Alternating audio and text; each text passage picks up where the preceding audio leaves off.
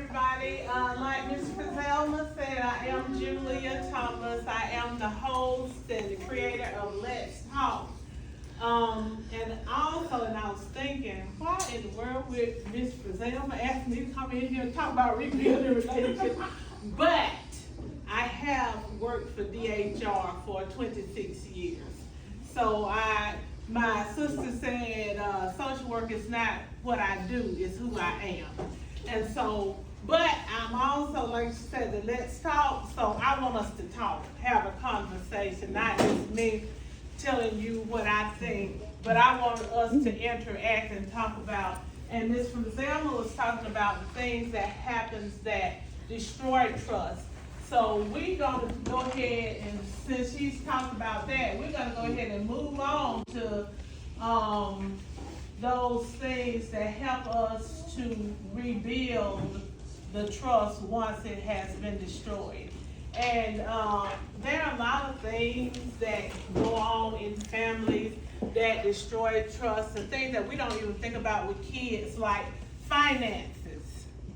When I can't afford to feed my child, or when I can't buy them the things that they need for school, or I can't give them the things they need to participate in the activities, that destroys their trust. I can't trust my parents to take care of me, to provide for me.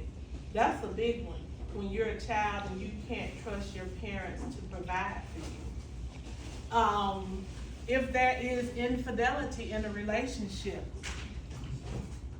that can destroy the trust between a parent and a child. And so many times, parents are so caught up in their own broken trust that they don't even think about how that is impacting the child. When the daddy leaves the house, is he leaving mama or is he leaving me? I feel like daddy has left me. What did I do? Why did he leave me? Why doesn't he love me anymore? That's a broken trust with kids. And like Ms. Frizelma said, when you say things and you don't keep your promises to your children. I promise you I'm gonna take you somewhere. And I want to thank all my peoples for coming out. But my sister-in-law was telling me about a little girl all dressed up to go to the daddy-daughter dance. And her daddy promised he was going to come take her to the daddy-daughter dance. And she waited. Wow. And she waited. And she waited. As beautiful as she could be. And she waited. And daddy never showed up. That's destroyed, broken trust. And that little girl, yes ma'am. So that little girl could have been me. Okay. Now my parents divorced when I was 2, and that's how we ended up in Indiana. But when I was living with my grandmother, my daddy promised that he was going to pick me up and take me to a basketball game at the school. I stood in the door. I don't know how long he didn't show. I walked outside. I prayed. I cried. An hour passed. 2 hours passed. He still did not show up. And that day I said, okay, that means I cannot trust what he tells me. I knew that. And so I decided, if he told me he was going to do something, in the back of my mind, I said, don't believe it. If he does it, good. If not, don't believe it. So let me ask you this, because let's talk. How did that impact your relationship with other men? When you got older? If you can't prove to me that your word means something, I'm out. I'm out. I can't trust you. And I'm that way even now. I don't trust people easily. I still don't. You gotta walk a tightrope for me to. She's laughing, but you gotta walk that rope because I don't trust you easily. And then one other thing that we don't talk about, broken trust. Ms. Frizelma spoke about it briefly. Broken spiritual trust. Yeah, oh my goodness. Why did God trust God anymore. Why did he take my daddy? I don't trust him anymore. I look at Tiffany and I think about my baby Duchess. God took my papa. He was my best friend. Why did he leave me? That right there is broken trust. And that's a whole nother story. We got Reverend Summer. She gonna talk about rebuilding that trust. That's a deep one, but we're gonna talk about strategies for rebuilding this trust. And the key to rebuilding trust is gonna be communication. Take accountability for that trust. Take small steps towards healing by creating a supportive environment and overcoming the challenges of navigating difficult trust. Now, the first thing I will tell you guys, if you have a broken relationship, you want to rebuild the trust, it has to be mutual. I can want to rebuild a relationship with you all I want to. If you don't want to rebuild a relationship with me, we can't do it. We can't do it. Can't be one person. It has to be mutual. Both people have to want to rebuild that trust. All right? Now think about when parents are not together and whomever the parent is that doesn't live in the house. It's a struggle sometimes to try to build a relationship or keep one with the children. And I have fathers who talk about this more so than moms. But what I tell them is no matter what is being told to your children, you remain the same. You remain trustworthy, loving, kind. Your children will realize the truth one day. Yes. Yes. And you have that, and that is a thing that what Ms. Frizelma just spoke on about absent parents. Be mindful, very mindful, when you're in an absent parent situation, what you communicate to that child about that absent parent. It doesn't matter what kind of relationship you all have. Don't make that relationship, don't push that child into that relationship. Let them establish their own relationship with that absent parent. When you say negative things about that absent parent, guess what? Your child internalizes That's that. right. They That's internalize that. They take it as you're saying it about them because that's your dad. Yes. And you act just like your dad. Oh. And your dad is so stupid, make me sick. So what that mean? I'm stupid, I make you sick. Look at that criticism. We're back to that criticism. Right. So be very careful about that. But anyway, both people have to want to have this relationship restored. And the first thing we have to do is learn how to communicate with one another. Communicate in a positive way. Now, Ms. Frizelma was talking about the harshness. Now, I had a mama who was real in your face. She was gonna tell you the truth, and she wasn't gonna sugarcoat it. She didn't care if you liked it or not. It was what it was. Now, I had a father who was going to, oh good, don't worry about what your mama said. You know, sometimes you know she get a little angry sometimes, or you know she loves you and you did a good job and you did this and that and this and that. And I say that not to criticize my mama because I love my mama beyond life, but to say I had a balance. It wasn't all criticism. I had somebody building me up, so it wasn't always that criticism or always that strict, that tough love, which is necessary sometimes. And my mama gave that tough love, let me put it like that, she gave tough love. My daddy, on the other hand, he gave the more of a nurturing type love. And so you need the sugar and the salt. So you have to have that. You have to learn how to communicate with people. And a lot of times people don't have two parents with the opposing personalities. So you got to learn to not be schizophrenic, but to be able to do both. To be able to give that tough, honest assessment, criticism when needed, but also build that child up. And that was one thing that my mom was totally against, is cowering down. Don't cower down a child. You have to nurture that, but she was gonna make sure you got it in the right line. She did pretty good. Did she do good, Jolisha? Yeah, I know y'all gonna say so, cause y'all granny did no wrong for y'all concern. But anyway, so let's see, the strategies for rebuilding trust. We got to be accountable for what we have done. Very true. What part did I play in destroying the trust? What did I do? I can admit to you that I did something, or I had this part. If you cannot admit you're wrong, then you're never gonna get anywhere. And let me just put you all out of your misery, let y'all stop thinking.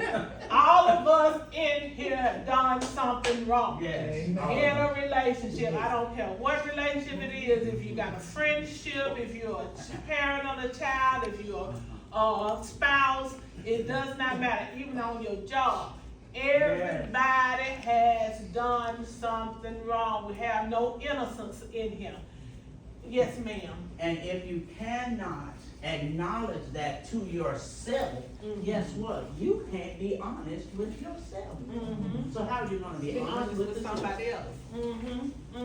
So we have to be able to take accountability for what we did. Then the flip side of that is I have to be able to forgive you for what you did. If I want you to forgive me, then I must be willing to forgive you. If we want to move forward with the relationship, there's got to be some forgiveness that occurs. And I was talking to a minister the other day on my show, and we were talking about forgiving. And then I was like, so does that mean I forget? She's like, no, if I slapped you, you ain't gonna forget I slapped you. So it's not about forgiving and forgetting, but it's about a heartfelt forgiveness. I can move on. And sometimes that moving on means I have to love you from a distance. Absolutely. Sometimes I'm moving on means I forgive you, you owe me nothing, I love you, but we don't mesh together. We're toxic for each other. So, but anyway, we have to be able to forgive if we want to rebuild that relationship. So true. Okay, and then we have to be willing to take, and sometimes it's small steps that occur in relationship building, you know. Okay, so you don't trust me because I made you a promise. I said I was gonna do something, I didn't. So day by day, I have to rebuild that trust. And how do I rebuild that trust? I have to make sure I keep my promise. Or Daddy, you left us. No, I didn't leave you. Things just didn't work out with me and your mom. But I love you. And you're gonna have to day by day show that love. Prove to me that you love me. God, you took my best friend. How do we rebuild that trust? Stay tuned for Reverend Summer. She is really putting you on. How are we gonna rebuild that trust? She's gonna but does anybody have anything that they want to share about the rebuilding of trust?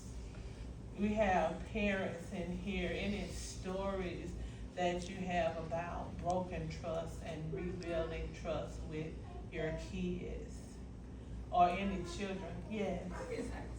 I'm glad I got here at the right time. I guess I wanted to share, my daughter just turned 31. Okay. And I know about, probably been a couple years ago, I apologized to her. You know, and so not knowing exactly what, but knowing that something has happened. There was a shift, and it had been a shift. But the fight that I had from the time I recognized there had been a shift up until I apologized was with myself. Like, I didn't do nothing. I'm trying to figure out what it is, you know, like I did the best I could and trying to make it make sense from my end and expecting it to make sense on her end. But to be able to apologize, an apology without really knowing, not knowing exactly the what, is a very healing thing, can be a very, very healing thing on the other side. I know it was on my side. And what you said about telling the truth and whatnot, it's a thing I always say, and it is the only way to healing is through truth. There's no way around that. And the truth does not necessarily require an audience. It doesn't, you know, so when I came to myself, you know, in the room it was me and Jesus. Okay. When I came to myself, you know, I was able to say, okay, I don't need to know exactly what that is, but I do know that if it's a breach in our relationship and something is happening, that nobody's without fault. Right. So I'm gonna apologize, and that changed the game. That changed the game. And the thing about forgiving and being forgiven, it sets you free. As long as you're operating in an unforgiveness state, you're in bondage to that person. You are in bondage to that person. But once you're able to forgive and ask for forgiveness, you're set free. You are set free from whatever has you bound and what has that relationship bound. So it is a step-by-step process. And what you said, I don't know what happened. A person's perception is their reality. Even if you feel like I haven't done anything to them, but they perceive something that you said or something that you did as a slight. That's their reality. That's how they actually feel. And that's part of the active listening process. When you're having the communications and you're trying to rebuild relationships, you have to actively listen, and you have to validate what they feel. It may not, you don't have to agree with it, but you have to validate that is your reality. That is how you actually feel. And if your apology is, I am sorry I made you feel that way, because you did make them feel that way, because their perception is their reality. That may not have been my intent, but that is what happened, okay?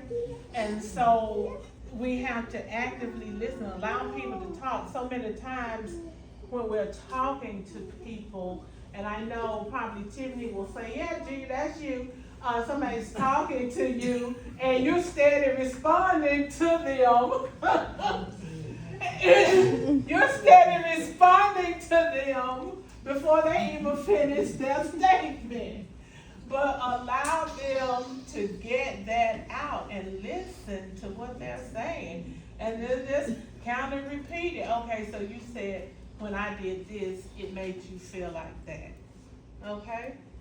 And so, okay, so I do apologize that I made you feel like that. That was not my intention. This is what my intention was. That open and honest communication is what you need. And like Ms. Fazelma said, always be honest. Like I said, I came up with a mother that was brutally honest. She was gonna tell you the truth, and and she wasn't gonna sugarcoat it. But it made me a better person, because so many people want you to lie to them. People want you to lie to them, but that's not good for them. That's not healthy for a relationship. But I want you to tell me that whatever I did, I cussed the teacher, I went to the school and cussed the teacher out. That was right, I would read it, I don't blame you, cause they don't do my children that way and so and so. Open and honest communication. You say, no, baby, that ain't what you do. That's not how we act. And then they may get upset because they got some other people here telling them, boosting them up. Yeah, that's a yeah, girl. I don't blame you. I go over there and tell them. But be honest with your friends. Be honest with your family. Be honest with your coworkers. Be honest with your children. Be honest with yourself. And that is sometimes a bitter pill to swallow. And like Ms. Frizzella said, if you cannot learn to be honest with yourself, and if you cannot learn to love yourself, those are two priorities that is going to keep you in broken relationships. If you cannot be honest and you do not love yourself, that's going to keep you in broken relationships. But anyway, and there you can overcome and rebuild trust. It takes time. It's not going to be instantaneous, because most of the time the trust was not eroded instantaneously. Sometimes it was, but most of the time it's little by little by little. Yes. So you're going to have to rebuild it step by step by step.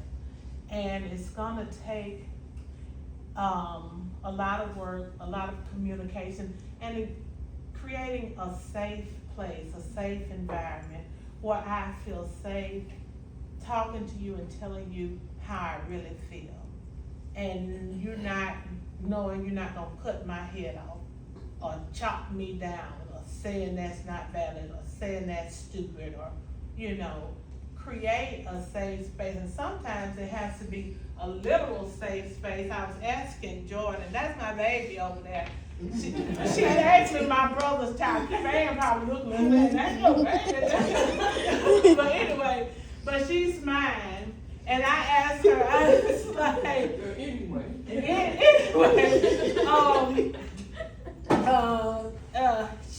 asked her, I said, Jordan, do we have a safe space? Because I was studying, And she said, well, really, the whole house is a safe space. That's good. And there are some times, because Jordan came to me as a bigger girl. So the parenting wasn't what I did. So sometimes I'm just used to being Aunt Judy. And what Aunt Judy do, Jalisha and Jordan? Whatever we So that's Aunt Judy just for the kids, okay? So that's what I do. But sometimes situations will come, or like you said, Jordan will say something to me and I'll be like, oh my God. But before I respond, I'll go call my sister with the calm her head. And I'll say, Joyce, Jordan just told me such and such and such. What do I say? What do I say? Exactly. And then she'll say, well, what would you say if she told you well, what's the difference? I said, okay, well, thank you. And I had to go back over there, but. That's a good village, though. You Right, understand me? right. That is a good village. Right, exactly, exactly. But anyway, and then also, don't forget the counseling if you need it. There are some things you can't fix yourself.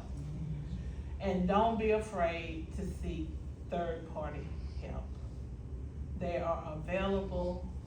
There are some really good counselors out there. They're reliable. And there's nothing in the world wrong with getting third-party help or professional help.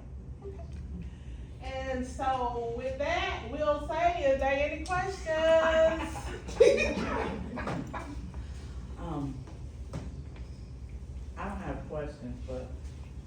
So good and powerful. You got a question right there. How do you create a safe space among friends? Ain't that probably safe for you?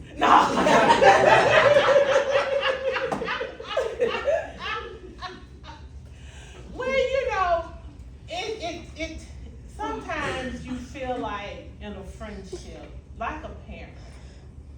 And then your friend, what, you feel like the parent, and your friend doesn't feel like the child. But you feel like you're supposed to be parenting them.